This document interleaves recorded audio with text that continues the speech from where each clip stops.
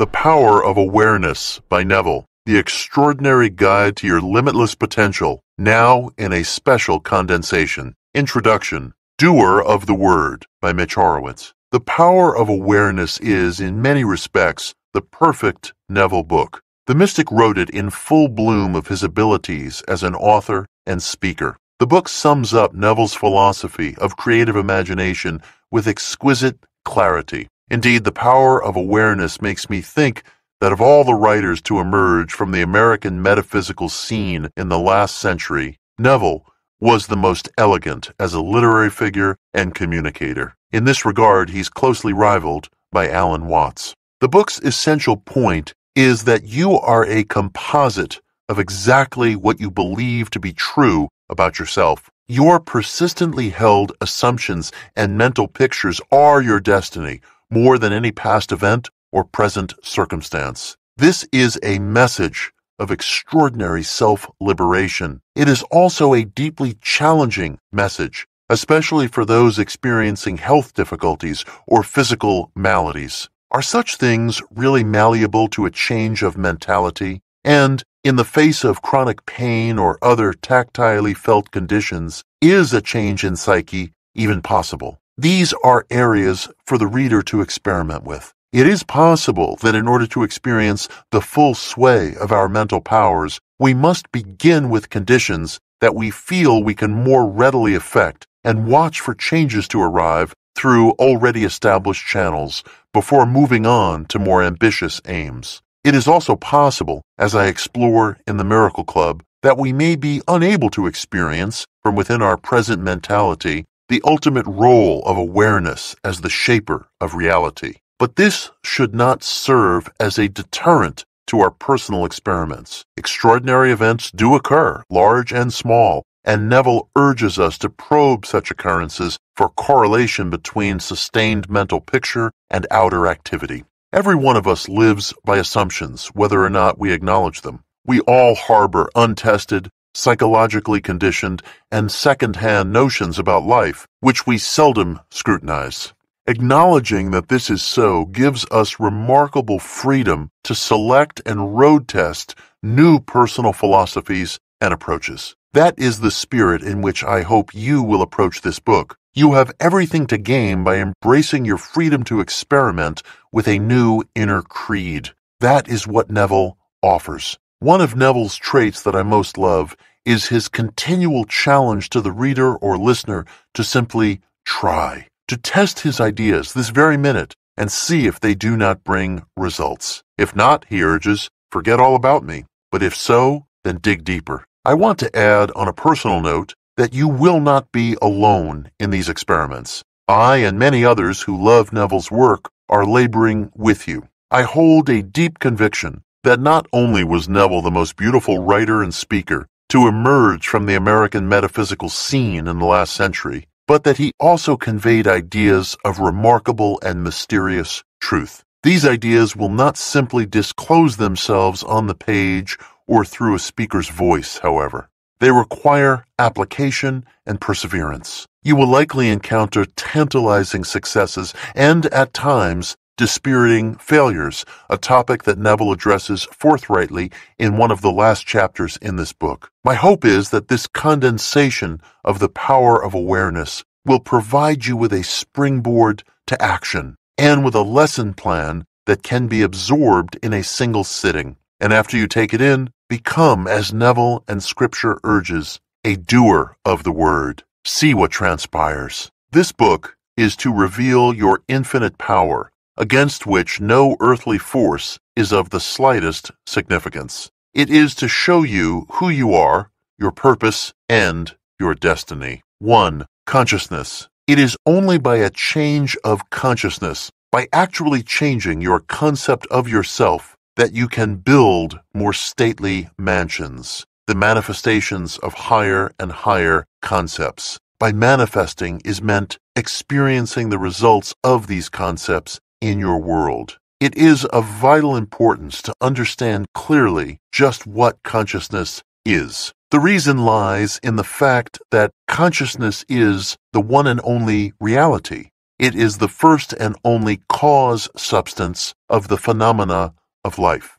Nothing has existence for man save through the consciousness he has of it. Therefore, it is to consciousness you must turn, for it is the only foundation on which the phenomena of life can be explained. If we accept the idea of a first cause, it would follow that the evolution of that cause could never result in anything foreign to itself. That is, if the first cause substance is light, all its evolutions, fruits, and manifestations would remain light. The first cause substance being consciousness, all its evolutions, fruits, and phenomena must remain consciousness. All that could be observed would be a higher or lower form or variation of the same thing. In other words, if your consciousness is the only reality, it must also be the only substance. Consequently, what appears to you as circumstances, conditions, and even material objects are really only the products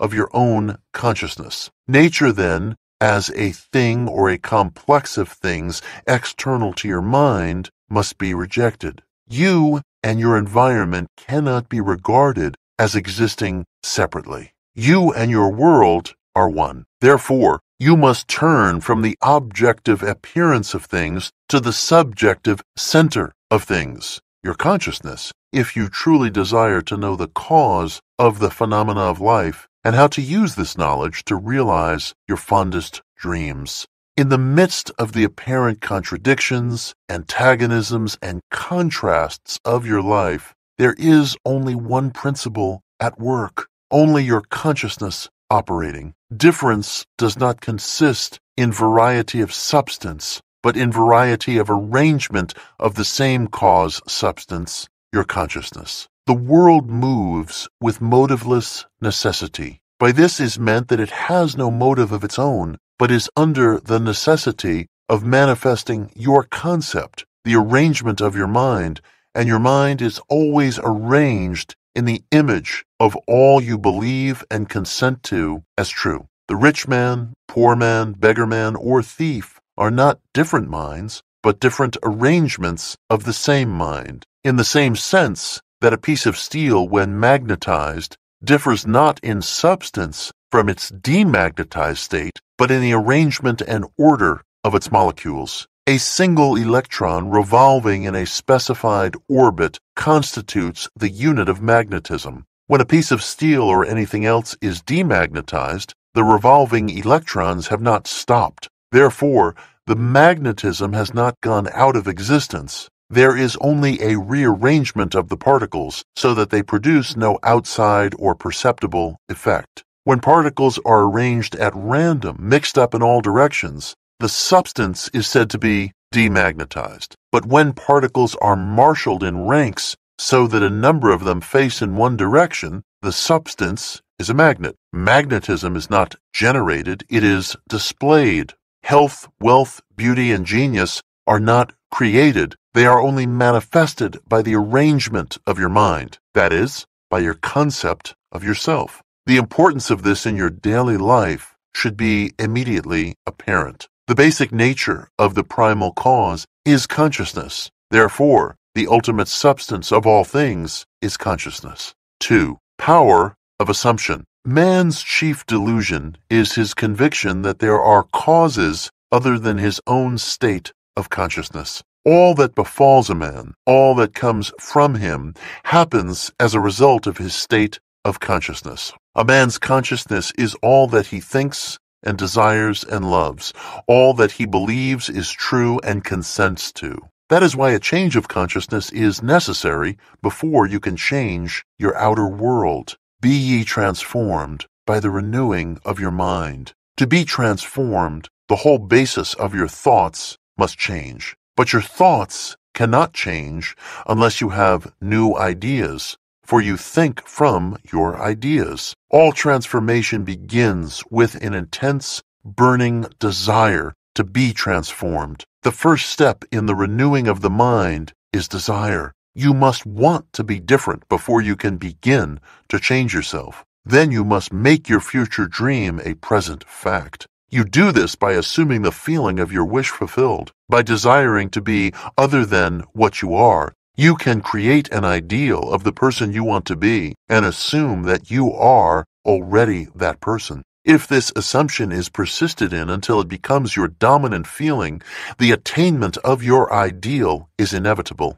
The ideal you hope to achieve is always ready for an incarnation, but unless you yourself offer it human parentage, it is incapable of birth. Therefore, your attitude should be one in which, having desired to express a higher state, you alone accept the task of incarnating this new and greater value of yourself. In giving birth to your ideal, you must bear in mind that the methods of mental and spiritual knowledge are entirely different. This is a point that is truly understood by probably not more than one person in a million. You know a thing mentally by looking at it from the outside, by comparing it with other things, by analyzing it and defining it, whereas you can know a thing spiritually only by becoming it. You must be the thing itself and not merely talk about it or look at it. Just as the moth in his desire to know the flame was willing to destroy himself, so must you in becoming a new person be willing to die to your present self. You must be conscious of being healthy if you are to know what health is. You must be conscious of being secure if you are to know what security is. Therefore, to incarnate a new and greater value of yourself, you must assume that you already are what you want to be, and then live by faith in this assumption, which is not yet incarnate in the body of your life, in confidence that this new value or state of consciousness will become incarnated through your absolute fidelity to the assumption that you are that which you desire to be. This is what wholeness means, what integrity means. They mean submission of the whole self to the feeling of the wish fulfilled, in certainty that that new state of consciousness is the renewing of mind which transforms. Imagination is the only redemptive power in the universe. However, your nature is such that it is optional to you whether you remain in your present concept of yourself, a hungry being longing for freedom, health, and security, or choose to become the instrument of your own redemption, imagining yourself as that which you want to be, and thereby satisfying your hunger and redeeming yourself. 3. Desire. The changes which take place in your life as a result of your changed concept of yourself always appear to the unenlightened to be the result, not of a change of your consciousness, but of chance, outer cause, or coincidence. However, the only fate governing your life is the fate determined by your own concepts, your own assumptions. For an assumption, though false, if persisted in, will harden into fact. The ideal you seek and hope to attain will not manifest itself, will not be realized by you until you have imagined that you are already that ideal. There is no escape for you except by a radical psychological transformation of yourself, except by your assumption of the feeling of your wish fulfilled. Therefore, make results or accomplishments the crucial test of your ability to use your imagination. Everything depends on your attitude towards yourself. That which you will not affirm as true of yourself can never be realized by you, for that attitude alone is the necessary condition by which you realize your goal. You must imagine that you are already experiencing what you desire. That is, you must assume the feeling of the fulfillment of your desire until you are possessed by it, and this feeling crowds all other ideas out of your consciousness. If you do not believe that you are the person you want to be, then you remain as you are. Through the faithful systematic cultivation of the feeling of the wish fulfilled, desire becomes the promise of its own fulfillment. The assumption of the feeling of the wish fulfilled makes the future dream a present fact. 4. The truth that sets you free. The drama of life is a psychological one in which all the conditions, circumstances, and events of your life are brought to pass by your assumptions. Since your life is determined by your assumptions, you are forced to recognize the fact that you are either a slave to your assumptions or their master. To become the master of your assumptions is the key to undreamed of freedom and happiness. You can attain this mastery by deliberate conscious control of your imagination. You determine your assumptions in this way. Form a mental image, a picture of the state desired, of the person you want to be. Concentrate your attention upon the feeling that you are already that person. First, visualize the picture in your consciousness. Then, feel yourself to be in that state as though it actually formed your surrounding world. By your imagination, that which was a mere mental image is changed into a seemingly solid reality. The great secret is a controlled imagination and a well-sustained attention, firmly and repeatedly focused on the object to be accomplished. It cannot be emphasized too much that by creating an ideal within your mental sphere, by assuming that you are already that ideal, you identify yourself with it and thereby transform yourself into its image. This was called by the ancient teachers subjection to the will of God, or resting in the Lord. And the only true test of resting in the Lord is that all who do rest are inevitably transformed into the image of that in which they rest. You become according to your resigned will, and your resigned will is your concept of yourself and all that you consent to and accept as true. You, assuming the feeling of your wish fulfilled and continuing therein, take upon yourself the results of that state. Not assuming the feeling of your wish fulfilled, you are ever free of the results. 5. Attention. Attention is forceful in proportion to the narrowness of its focus. That is, when it is obsessed with a single idea or sensation, it is steadied and powerfully focused only by such an adjustment of the mind as permits you to see one thing only. For you steady the attention and increase its power by confining it. The desire which realizes itself is always a desire upon which attention is exclusively concentrated, for an idea is endowed with power only in proportion to the degree of attention fixed on it. Concentrated observation is the attentive attitude directed toward some specific end. The attentive attitude involves selection, for when you pay attention, it signifies that you have decided to focus your attention on one object or state rather than on another. Therefore, when you know what you want, you must deliberately focus your attention on the feeling of your wish fulfilled until that feeling fills the mind and crowds all other ideas out of consciousness. The power of attention is the measure of your inner force. Concentrated observation of one thing shuts out other things and causes them to disappear. The great secret of success is to focus the attention on the feeling of the wish fulfilled without permitting any distraction. All progress depends upon an increase of attention. To aid in mastering the control of your attention, practice this exercise. Night after night, just before you drift off to sleep, strive to hold your attention on the activities of the day in reverse order.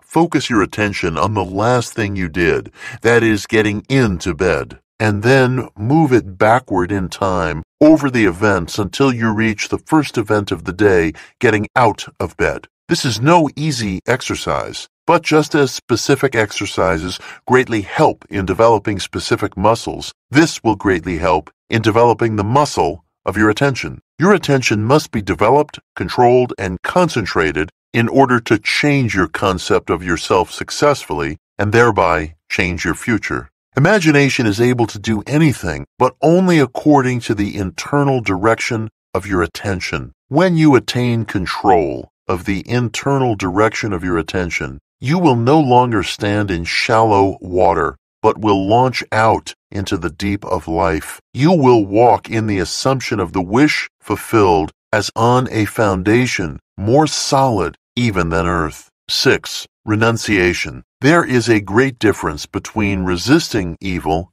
and renouncing it. When you resist evil, you give it your attention. You continue to make it real. When you renounce evil, you take your attention from it and give your attention to what you want. Now is the time to control your imagination and give beauty for ashes, joy for mourning, praise for the spirit of heaviness, that they might be called trees of righteousness, the planting of the Lord, that he might be glorified. You give beauty for ashes when you concentrate your attention on things as you would like them to be, rather than on things as they are. You give joy for mourning when you maintain a joyous attitude regardless of unfavorable circumstances. You give praise for the spirit of heaviness when you maintain a confident attitude instead of succumbing to despondency. In this quotation, the Bible uses the word tree as a synonym for man. You become a tree of righteousness when the above mental states are a permanent part of your consciousness. 7. Preparing your place. All is yours. Do not go seeking for that which you are. Appropriate it, claim it, assume it. Everything depends upon your concept of yourself. That which you do not claim as true of yourself cannot be realized by you. The promise is, whosoever hath, to him it shall be given, and he shall have more abundance. But whosoever hath not, from him shall be taken away even that which he seemeth to have. Hold fast in your imagination to all that is lovely and of good report, for the lovely and the good are essential in your life if it is to be worthwhile. Assume it. You do this by imagining that you already are what you want to be, and already have what you want to have. As a man thinketh in his heart, so is he. Be still and know that you are that which you desire to be, and you will never have to search for it. In spite of your appearance of freedom of action, you obey, as everything else does, the law of assumption. Whatever you may think of the question of free will, the truth is your experiences throughout your life are determined by your assumptions, whether conscious or unconscious. An assumption builds a bridge of incidents that lead inevitably to the fulfillment of itself. Man believes the future to be the natural development of the past, but the law of assumption clearly shows that this is not the case. Your assumption places you psychologically where you are not physically. Then your senses pull you back from where you were psychologically to where you are physically. It is these psychological forward motions that produce your physical forward motions in time. Precognition permeates all the scriptures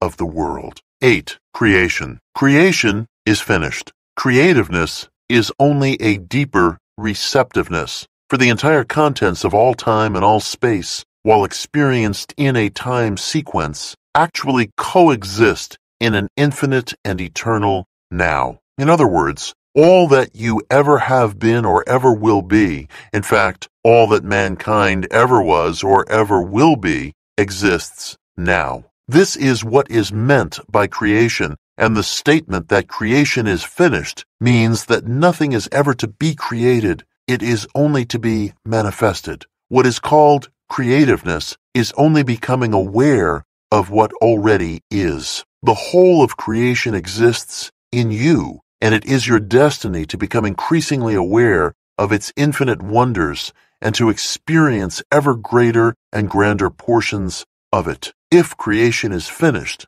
and all events are taking place now, the question that springs naturally to the mind is, what determines your time track? That is, what determines the events which you encounter? And the answer is your concept of yourself. Concepts determine the route that attention follows. Here is a good test to prove this fact. Assume the feeling of your wish fulfilled and observe the route that your attention follows. You will observe that as long as you remain faithful to your assumption, so long will your attention be confronted with images clearly related to that assumption. For example, if you assume that you have a wonderful business, you will notice how in your imagination your attention is focused on incident after incident relating to that assumption. Friends congratulate you, tell you how lucky you are. Others are envious and critical. From there, your attention goes to larger offices, bigger bank balances, and many other similarly related events.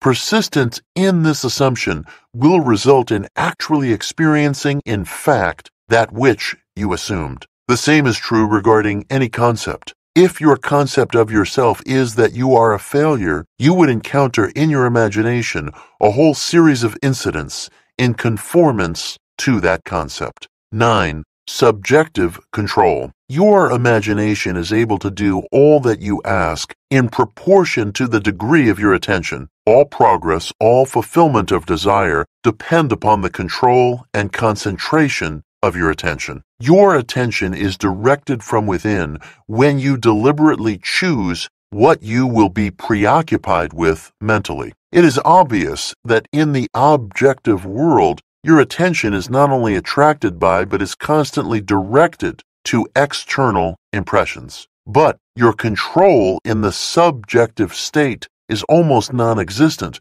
for in this state, attention is usually the servant and not the master, the passenger and not the navigator of your world. There is an enormous difference between attention directed objectively and attention directed subjectively, and the capacity to change your future depends on the latter. When you are able to control the movements of your attention in the subjective world, you can modify or alter your life as you please. But this control cannot be achieved if you allow your attention to be attracted constantly from without. Each day, set yourself the task of deliberately withdrawing your attention from the objective world and of focusing it subjectively. In other words, concentrate on those thoughts or moods which you deliberately determine. You will no longer accept the dominance of outside conditions or circumstances. You will not accept life on the basis of the world without. Having achieved control of the movements of your attention, and having discovered the mystery hid from the ages, that Christ in you is your imagination, you will assert the supremacy of imagination and put all things in subjection to it. 10. Acceptance. However much you seem to be living in a material world, you are actually living in a world of imagination. Whenever you become completely absorbed in an emotional state, you are at that moment assuming the feeling of the state fulfilled. If persisted in, whatsoever you are intensely emotional about, you will experience in your world. These periods of absorption, of concentrated attention, are the beginnings of the things you harvest. This shock reverses your time sense. By this is meant that instead of your experience resulting from your past, it now becomes the result of being an imagination where you have not yet been physically. In effect, this moves you across a bridge of incident to the physical realization of your imagined state. The man who at will can assume whatever state he pleases has found the keys to the kingdom of heaven. The keys are desire, imagination, and a steadily focused attention on the feeling of the wish fulfilled. Assume the spirit, the feeling of the wish fulfilled, and you will have opened the windows to receive the blessing. To assume a state is to get into the spirit of it. Your triumphs will be a surprise only to those who did not know your hidden passage from the state of longing to the assumption of the wish fulfilled. The Lord of hosts will not respond to your wish until you have assumed the feeling of already being what you want to be, for acceptance is the channel of his action. Acceptance is the Lord of hosts in action. 11. The effortless way. The principle of least action governs everything in physics, from the path of a planet to the path of a pulse of light. Least action is the minimum of energy multiplied by the minimum of time. Therefore, in moving from your present state to the state desired, you must use the minimum of energy and take the shortest possible time. Your journey from one state of consciousness to another is a psychological one. So, To make the journey, you must employ the psychological equivalent of least action, and the psychological equivalent is mere assumption. The day you fully realize the power of assumption, you discover that it works in complete conformity with this principle. It works by means of attention minus effort. Thus, with least action through an assumption, you hurry without haste and reach your goal without effort. Because creation is finished, what you desire already exists. It is excluded from view because you can see only the contents of your own consciousness. It is the function of an assumption to call back the excluded view and restore full vision. It is not the world, but your assumptions that change. An assumption brings the invisible into sight. It is nothing more nor less than seeing with the eye of God, i.e., imagination. 12. Essentials. The essential points in the successful use of the law of assumption are these. First, and above all, yearning, longing, intense, burning desire. With all your heart, you must want to be different from what you are. Intense, burning desire is the mainspring of action, the beginning of all successful ventures. In every great passion, desire is concentrated. As the heart panteth after the water brooks, so panteth my soul after thee, O God. Blessed are they that hunger and thirst after righteousness, for they shall be filled. Here the soul is interpreted as the sum total of all you believe, think, feel, and accept as true. In other words, your present level of awareness. God means I am, the source and fulfillment of all desire. This quotation describes how your present level of awareness longs to transcend itself. Righteousness is the consciousness of already being what you want to be. Second, cultivate physical immobility, a physical incapacity not unlike the state described by Keats in his Ode to a Nightingale. A drowsy numbness pains my senses, as though of hemlock I had drunk. It is a state akin to sleep, but one in which you are still in control of the direction of attention. You must learn to induce this state at will, but experience has taught that it is more easily induced after a substantial meal, or when you wake in the morning feeling very loath to arise. Then you are naturally disposed to enter this state. The value of physical immobility shows itself in the accumulation of mental force which absolute stillness brings with it. It increases your power of concentration. Be still and know that I am God. In fact, the greater energies of the mind seldom break forth save when the body is stilled and the door of the senses closed to the objective world. The third and last thing to do is to experience in your imagination what you would experience in reality had you achieved your goal. Imagine that you possess a quality or something you desire which hitherto has not been yours. Surrender yourself completely to this feeling until your whole being is possessed by it. This state differs from reverie in this respect. It is the result of a controlled imagination and a steadied, concentrated attention, whereas reverie is the result of an uncontrolled imagination, usually just a daydream.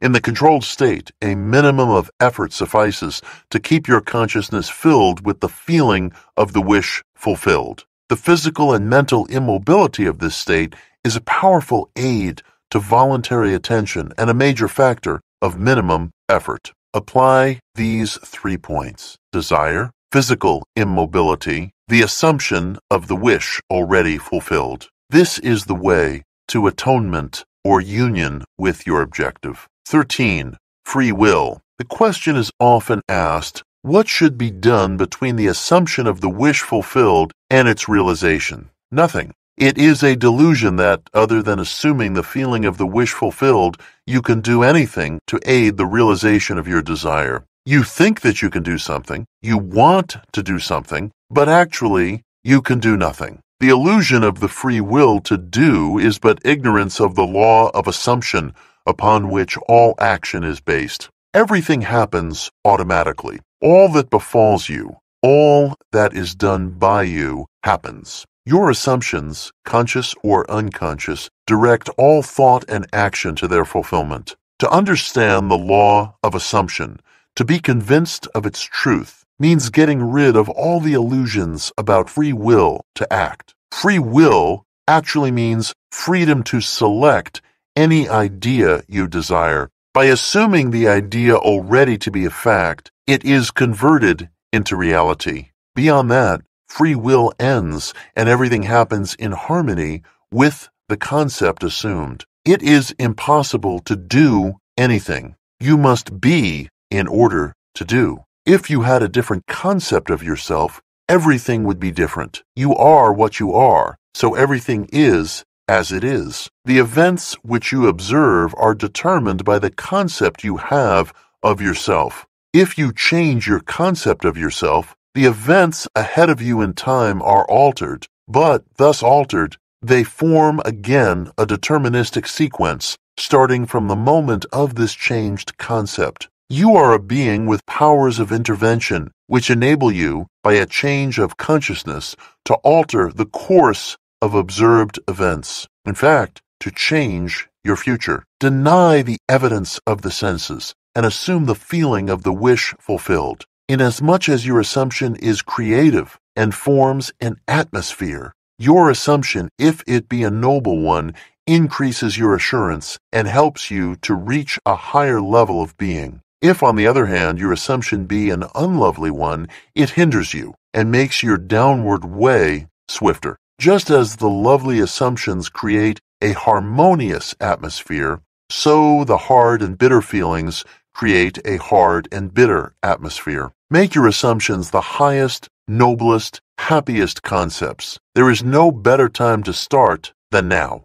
The present moment is always the most opportune in which to eliminate all unlovely assumptions and to concentrate only on the good. If you would change your life, you must begin at the very source with your own basic concept of self. Outer change, becoming part of organizations, political bodies, religious bodies, is not enough. The cause goes deeper. The essential change must take place in yourself, in your own concept of self. You must assume that you are what you want to be and continue therein, for the reality of your assumption has its being in complete independence of objective fact, and will clothe itself in flesh if you persist in the feeling of the wish fulfilled. When you know that assumptions, if persisted in, harden into facts, then events which seem to the uninitiated mere accidents will be understood by you to be the logical and inevitable effects of your assumption. The important thing to bear in mind is that you have infinite free will in choosing your assumptions, but no power to determine conditions and events. You can create nothing, but your assumption determines what portion of creation you will experience. 14. Failure. This book would not be complete without some discussion of failure in the attempted use of the law of assumption. It is entirely possible that you either have had or will have a number of failures in this respect, many of them in really important matters. If, having read this book, having a thorough knowledge of the application and working of the law of assumption, you faithfully apply it in an effort to attain some intense desire and fail, what is the reason? If, to the question, did you persist enough, you can answer yes, and still the attainment of your desire was not realized, what is the reason for failure? The answer to this is the most important factor in the successful use of the law of assumption. The time it takes your assumption to become fact, your desire to be fulfilled, is directly proportionate to the naturalness of your feeling of already being what you want to be, of already having what you desire. The fact that it does not feel natural to you to be what you imagine yourself to be is the secret of your failure. Regardless of your desire, regardless of how faithfully and intelligently you follow the law, if you do not feel natural about what you want to be, you will not be it. If it does not feel natural to you to get a better job, you will not get a better job. The whole principle is vividly expressed by the Bible phrase, "You die in your sins." You do not transcend from your present level to the state desired. How can this feeling of naturalness be achieved? The secret lies in one word, imagination. For example, this is a very simple illustration. Assume that you are securely chained to a large, heavy iron bench. You could not possibly run. In fact, you could not even walk. In these circumstances, it would not be natural for you to run. You could not even feel that it was natural for you to run. But you could easily imagine yourself running. In that instant, while your consciousness is filled with your imagined running, you have forgotten that you are bound. In imagination, your running was completely natural. The essential feeling of naturalness can be achieved by persistently filling your consciousness with imagination, imagining yourself being what you want to be or having what you desire. Progress can spring only from your imagination, from your desire to transcend your present level. What you truly and literally must feel is that with your imagination, all things are possible. You must realize that changes are not caused by caprice, but by a change of consciousness. You may fail to achieve or sustain the particular state of consciousness necessary to produce the effect you desire. But once you know that consciousness is the only reality and is the sole creator of your particular world, and have burnt this truth into your whole being, then you know that success or failure is entirely in your own hands. Whether or not you are disciplined enough to sustain the required state of consciousness in specific instances has no bearing on the truth of the law itself. That an assumption, if persisted in, will harden into fact.